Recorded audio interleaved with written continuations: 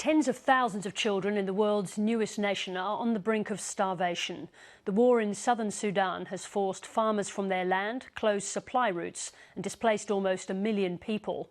The United Nations is now warning that without urgent help, as many as 50,000 children may die. Africa correspondent Martin Kadahi and producer Ding Ani Masuku travelled to rebel-held South Sudan for this report.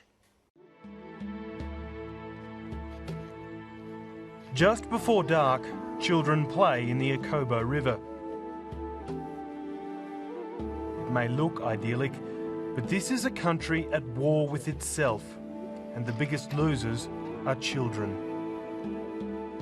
This brutal conflict has caused 4 million people to be food insecure, and 2.5 million of those, unfortunately, are children.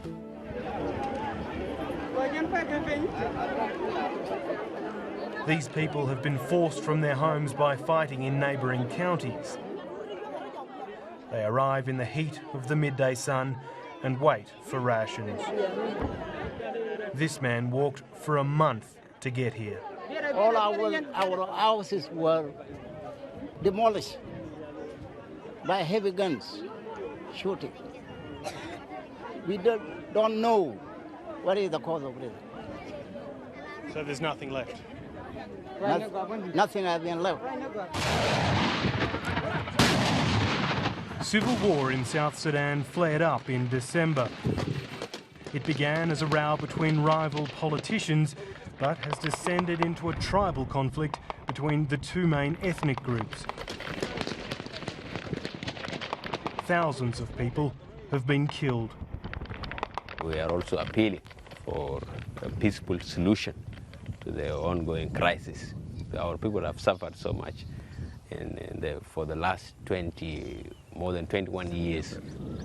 Akobo is a rebel-held part of South Sudan. County Commissioner Koang Rambang is well protected by bodyguards. That's because he's fiercely anti-government. Thank you so much, I appreciate you. The government have cut off education services. The government have cut off health services, water services. All basic services are no longer here. There are no seeds for planting crops. The small amount of food that makes it here comes from Ethiopia. The prediction that UNICEF has just published is that if we don't act now and get the funding that's required, 50,000 children will die by the end of this year due to malnutrition. The rundown hospital in Akobo is where the worst affected are. They are cared for by staff from the International Medical Corps. We are only treating for severe wasting. We'll be able to count the ribs. You can see the ribs. This is an indication of severe wasting or marasmus. 7-year-old Res Reef was close to starving to death. My child does not have any food to eat because there is no good food for him. I'm the only one who normally eats. I collect and eat grass in the nearby bushes. About 85% of the children who arrive at the clinic survive, but many of them will return when once again their families run out of food. Is it frustrating when you see the same children come back? Very frustrating.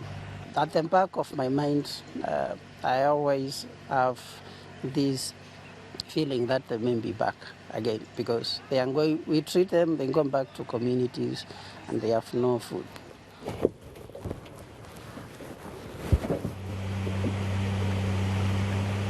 Every week, the charity Save the Children delivers emergency rations to some of the worst affected areas.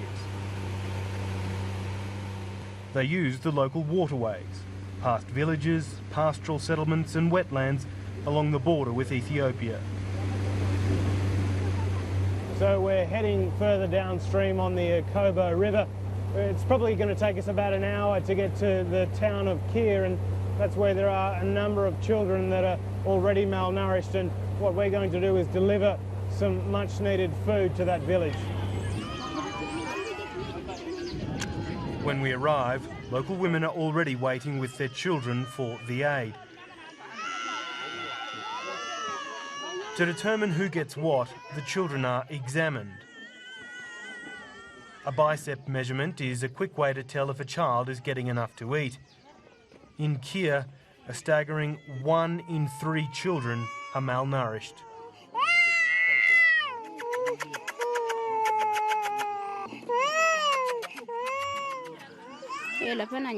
This is the second time I've come here for my child to receive a supplement. 9.9. This girl is just 7 kilograms and she should be 50% heavier. I don't have a husband, I'm staying alone. I often think how there's no food for us. We are giving high energetic food, and also we are giving the warming medicine. We are also giving vitamin A for children, for them to cover the wound treatment of severe cases. The last 2 crops in this region have been killed by flooding. This year, the rains haven't come. You've got children that have dropped out of school and they're foraging amongst the leaves, supplementing grass and leaves with any berries they can find just to get through a 24-hour period. The UN estimates $1.8 billion in aid is needed to keep everyone alive. So far, just a third of that has been pledged.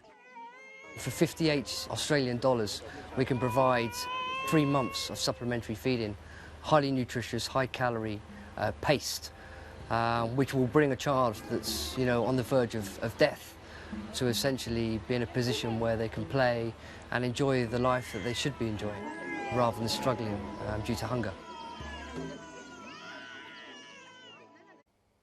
Martin Cudahy with that report. And if you'd like to contribute to the South Sudan appeal, the number's on your screen: 1800 76 0011.